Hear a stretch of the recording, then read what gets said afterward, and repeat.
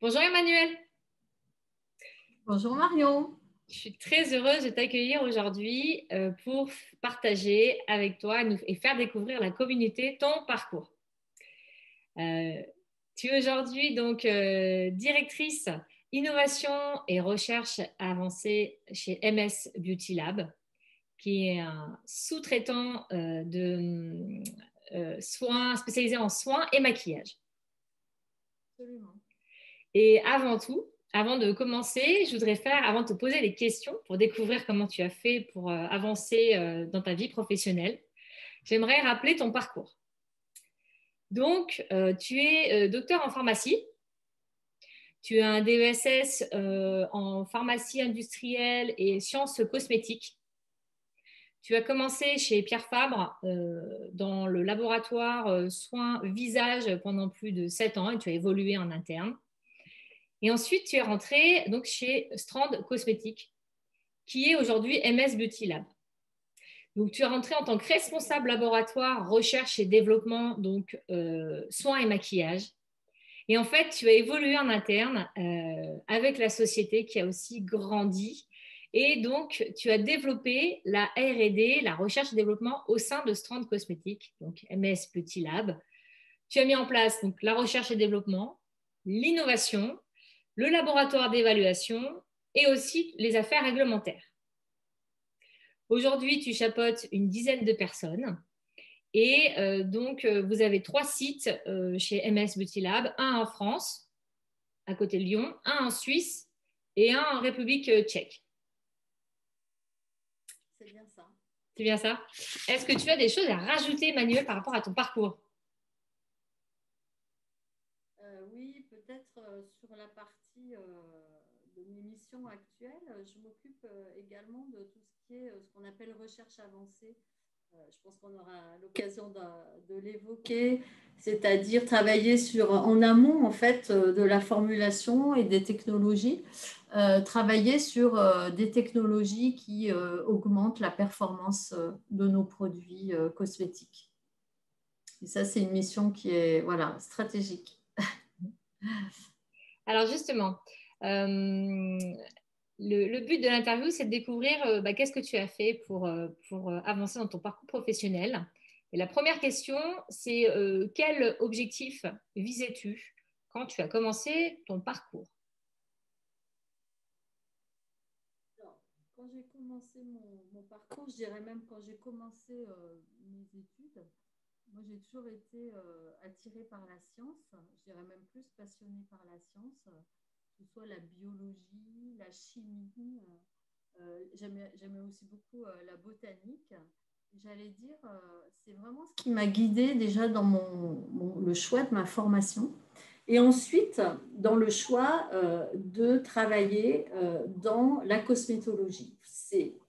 Je pense que j'ai toujours voulu travailler, c'est sûr même, j'ai toujours voulu travailler dans la cosmétologie. Je dirais pourquoi une attirance, je pense, féminine au démarrage.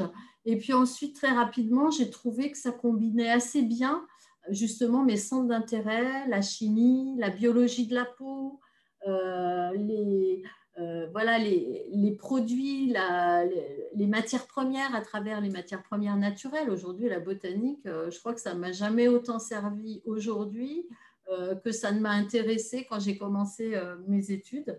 Donc voilà, ça a vraiment été les drivers de ma formation et ensuite de mon parcours hein, finalement, puisque j'ai toujours travaillé dans la cosmétologie, dans les produits cosmétiques jusqu'à ce jour, à des missions différentes, hein, comme tu l'as dit. Et même si mon métier n'est plus du tout le même aujourd'hui que ce qu'il était quand j'ai commencé, c'est toujours aussi passionnant. Bah, c'est génial ça. Voilà. Super de garder la passion jusqu'au bout, quoi. Tu vois, de se dire qu'on est toujours Mm, passionné par ce qu'on fait. mm, mm. Il y a tellement de choses à découvrir en cosmétique. Et justement, alors, pour justement développer ces produits cosmétiques, est-ce que tu as, quelles ont été les différentes actions que tu as mis en place pour avancer? Alors, justement, voilà, déjà, cette formation de pharmacien, de docteur en pharmacie, elle m'a permis d'appréhender un certain nombre de notions de base, hein, que sont la chimie, que sont la biologie de la peau. Et puis le complément, comme tu l'as cité, à travers le DESS qu'on appelle Master 2 plutôt maintenant, de pharmacie industrielle option cosmétologie, m'a permis d'avoir une approche beaucoup plus micro de ce qu'était le milieu de la cosmétique. Et c'est grâce à cette formation en fait que je suis arrivée à intégrer dès ma première mission une entreprise de dermocosmétologie, tu l'as cité, c'est Pierre Fabre. Bon, j'ai énormément appris, forcément, dans cette entreprise.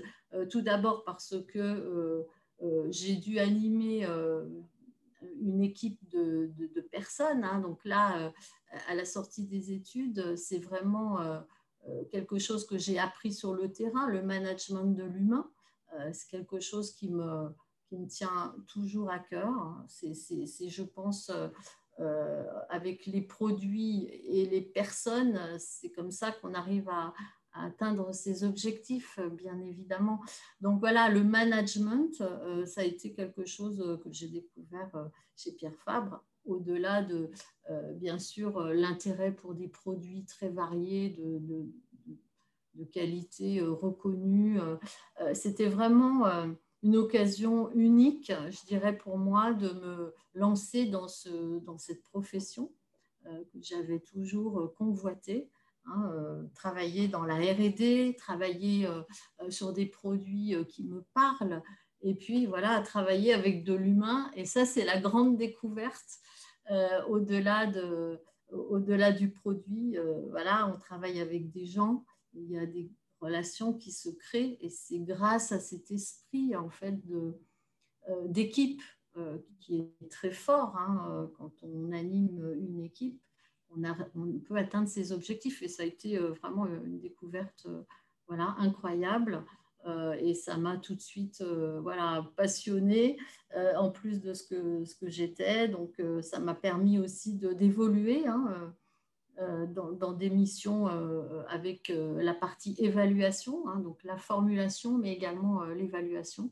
Donc, j'ai découvert en fait tout cet univers qui se cachait derrière les produits cosmétiques. Et ce n'était pas forcément l'idée que je m'en faisais au départ, puisque les choses, on les découvre au fur et à mesure. Mais en tout cas, voilà, c'était vraiment très, très enrichissant et passionnant. Et justement, quand tu mettais tout ça en place, parce que quand même, tu as développé la R&D, tu as développé l'innovation, le laboratoire d'évaluation et les affaires réglementaires, j'imagine qu'à chaque fois, c'est des choses quand même qui sont nouvelles. Est-ce que tu as mis en place des choses particulières pour y arriver? Alors, là, tu parles vraiment de mes missions chez Strand Cosmetics Europe, hein, tout mon accompagnement à travers voilà, la R&D et ses différentes spécialités. J'allais dire, déjà j'ai eu la chance de pouvoir développer cette R&D et toutes ces activités qui vont autour, et qu'on me confie ces missions. Et ça, c'est tout simplement, c'est une rencontre. Moi, quand je suis rentrée chez Strand, j'ai rencontré la dirigeante de l'époque, c'est Dominique Bouvier, qui était bien connue dans la profession. Et voilà, elle m'a fait confiance et elle m'a, j'allais dire, accompagnée dans ce déploiement de la R&D. Donc, c'est vraiment une relation, tout est basé sur l'humain, en fait, hein, dans le travail. C'est cette relation de confiance, voilà, qui m'a permis de développer ça. Après, je pense que j'ai un sens aussi, je sens les choses. Voilà, qu'est-ce qui intéresse nos clients? Qu'est-ce qui intéresse les consommateurs? Aujourd'hui, le vrai sujet, c'est le consommateur, hein, c'est la consommatrice, parce que c'est quand même principalement à elle qu'on va s'adresser. Et j'allais dire, à travers la meilleure connaissance de cela, ça m'a permis de développer les activités qui allaient avec la formulation d'un produit. Ce n'est pas que le produit tout seul, c'est qu'est-ce que ça va apporter à la consommatrice. Au final, c'est ça. Et aujourd'hui, je dirais, j'en suis arrivée à la conclusion que finalement, au-delà du produit, c'est vraiment ce que le produit peut provoquer comme émotion chez la consommatrice qui est intéressant, hein, et qui a de la valeur. Qu'est-ce qu'on fait à travers nos produits cosmétiques, si ce n'est provoquer cette émotion, donner du plaisir, être dans toute cette mouvance de well-being qui est tellement importante, et encore plus aujourd'hui, hein, dans cette période de pandémie. Souvent, on nous dit, mais est-ce que ces produits sont bien efficaces? Oui, aujourd'hui, bien sûr, ils sont efficaces, mais il faut aller, je pense, au-delà de leur efficacité et se dire qu'est-ce que ça apporte à la consommatrice qui l'utilise. Et l'émotion est au cœur de tout. Moi, c'est vraiment une intuition que j'ai depuis très longtemps et qui se concrétise aujourd'hui. C'est une thématique que je travaille particulièrement avec mes équipes, hein, comment on peut conjuguer les neurosciences et les produits cosmétiques. Il y a un lien qui est direct. Aujourd'hui, la consommatrice, c'est le plaisir qu'elle a à utiliser son produit. C'est le moment un peu, je dirais, hors de sa vie trépidante, hors du temps, pendant lequel elle utilise le produit qui est intéressant. Et voilà, donc ce que j'ai développé, c'est voilà, à travers ce que je lis en fait des consommatrices, de leurs attentes, bien sûr des grandes tendances du marché, mais aujourd'hui, voilà, c'est elles qu'il faut considérer. Et quand on a la chance de pouvoir montrer qu'en utilisant un produit cosmétique, la consommatrice, donc la femme, elle a plus de confiance en elle, elle est plus prête à affronter sa journée, elle est plus prête à affronter ses missions. Et ben, moi, je dis que voilà, on a réussi, on a réussi sa mission de faire un produit qui est efficace, mais autrement, en fait, autrement que sur la peau, mais sur son bien-être et sur sa confiance. Donc voilà, c'est sûrement pas l'idée que je me faisais de mon métier quand j'ai commencé, hein, qui était beaucoup plus axé technique et chimie. Aujourd'hui, voilà, on est plus sur le domaine de l'émotionnel et je trouve que c'est une vraie tendance de fond que l'on voit aujourd'hui. Donc oui, donc une efficacité globale en fait. Absolument. On s'intéresse aussi bien à la peau que à l'émotion, au bien-être, au sens général du terme. Donc, je trouve qu'on embrasse en fait beaucoup plus de paramètres aujourd'hui qu'on ne le faisait il y a quelques années à travers les produits où on s'arrêtait juste à l'efficacité sur la peau. Et justement, dans quel état d'esprit tu étais quand tu as commencé et pour justement avancer dans ton parcours professionnel? Mon état d'esprit, comme toujours, j'allais dire, et ce qui m'anime dans ma vie, c'est vraiment l'envie, l'envie de réussir, ça c'est certain.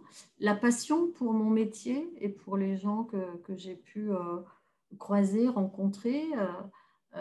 J'étais dans un état d'esprit de confiance, et ça c'est plus fort que tout, hein, pour pouvoir avancer.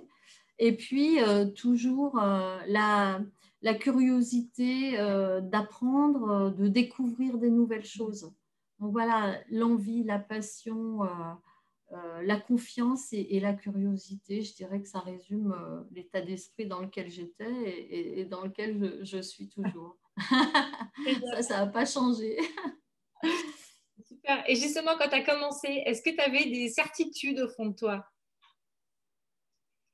Je dirais, quand on est jeune et quand on découvre son métier, on a des certitudes, comme on peut avoir d'ailleurs dans la vie. Alors, moi, une certitude que j'avais, c'est que j'avais pas de doute que j'allais réussir et j'étais dans la confiance de la réussite que j'allais pouvoir avoir dans mon métier. Parce que je pense que j'ai très vite croisé des gens qui m'ont fait confiance.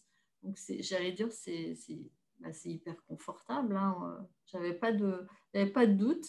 Après, il y a des certitudes sur les produits, sur la façon de faire que j'avais. Et très vite, j'ai vu que c'était pas du tout ce qui se passait dans la vraie vie professionnelle, sur le terrain. Et que, voilà, il fallait surtout, j'allais dire, travailler en équipe euh, plutôt que de ne penser que produit et technique. C'est le côté humain, en fait, qui est venu télescoper, je pense, une partie de mes certitudes. C'est les rencontres, c'est le fait voilà, d'animer une équipe et de la faire évoluer, en fait, qui fait que on peut réussir. Et je pense que ça, j'en avais pas du tout conscience, j'avais pas du tout cette certitude quand j'ai commencé. Voilà. Donc, bien sûr, en ayant quelques années d'expérience, on se rend compte à quel point l'humain est important, hein, je le redis. Hein. Je suis toujours aussi passionnée par l'humain et sans pour autant ne pas être passionnée par les produits, parce que je le suis toujours autant. Donc, c'est l'association des deux, voilà, la technique et l'humain. Et justement, donc, est-ce que donc tu me disais que tu avais des certaines croyances et depuis le cheminement que tu as fait, toute ton expérience, est-ce que tu as des choses des certitudes qui ont changé vraiment? Oui, parce que je pense que avant tout, faire déjà le métier que j'ai fait pendant très longtemps, hein, que je fais toujours, bien évidemment, c'est un métier de sous-traitance. Ça nous confronte en fait à plein de marques différentes, plein de clients différents et plein de consommateurs potentiellement différents. Donc, ça nous force à une agilité de passer d'un sujet A à un sujet B, d'un client A à un client B, qui n'ont absolument rien à voir les uns avec les autres. Voilà, ceux qui veulent se développer dans le skincare, dans la dermopharmacie, n'ont pas forcément grand-chose à voir avec ceux qui se développent dans le make-up, qui changent de façon très fréquente et avec des produits tout le temps sans cesse renouvelés.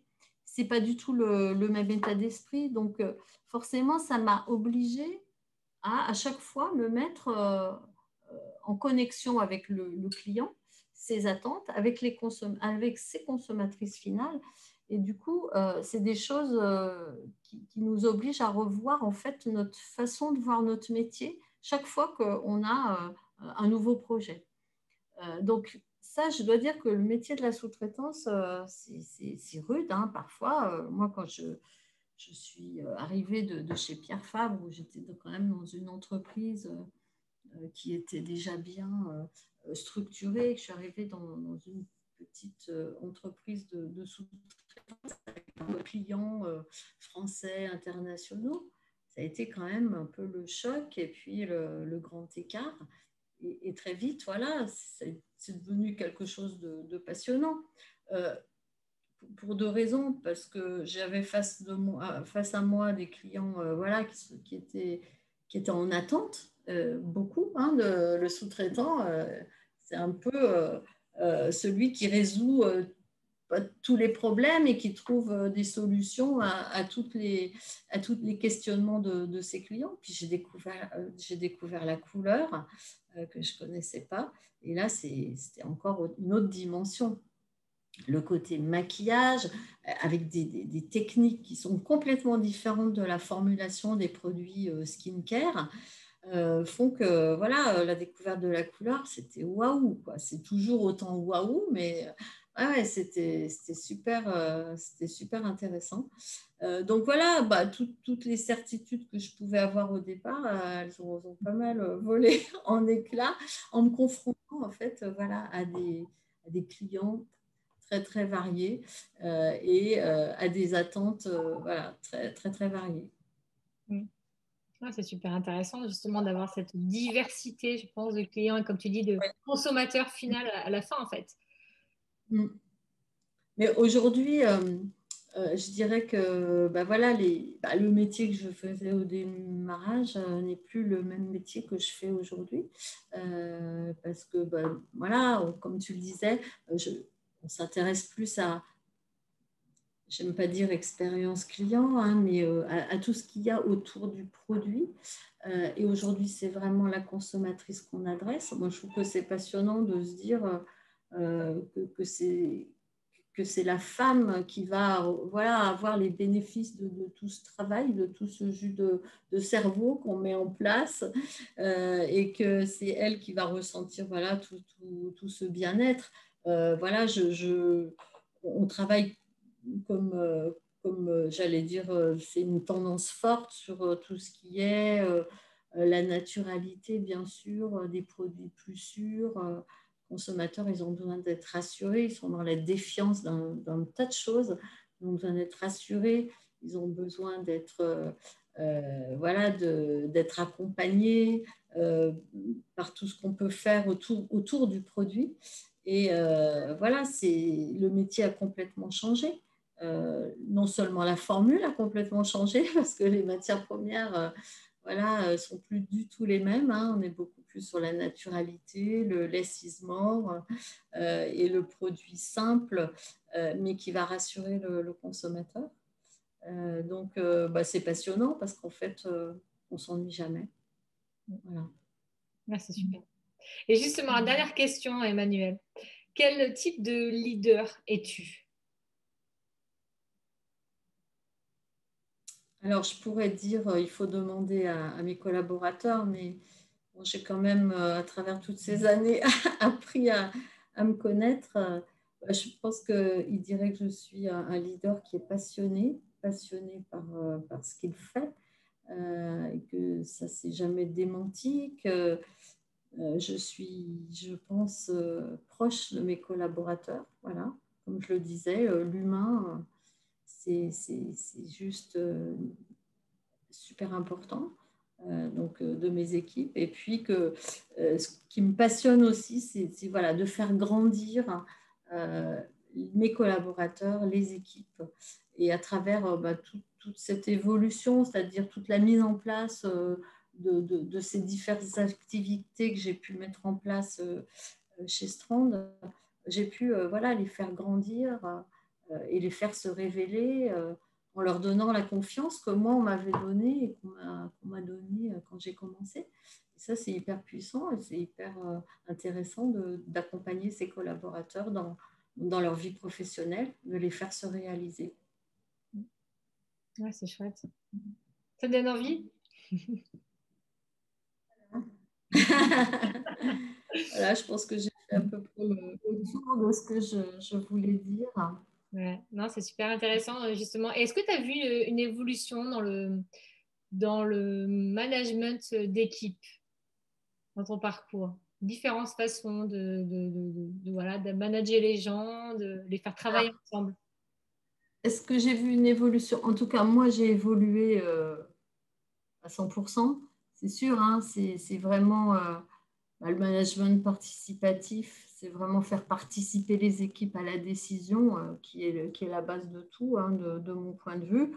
Autour de moi, tout le monde n'est pas forcément dans cette pratique-là. Donc, je sais qu'il y a encore des métiers ou des secteurs pour lesquels c'est pas une règle qui est appliquée, mais globalement, oui, je vois qu'il y a voilà, ce travail de collaboration et d'équipe, il est bien différent de ce qu'il était quand j'ai commencé, et fort heureusement.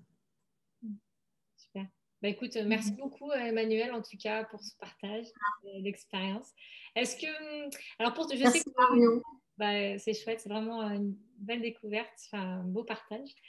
Pour te suivre, donc je sais que tu as une page LinkedIn, évidemment, si on veut te suivre. Et est-ce qu'il y a d'autres moyens de te contacter et aussi MS Beauty Lab?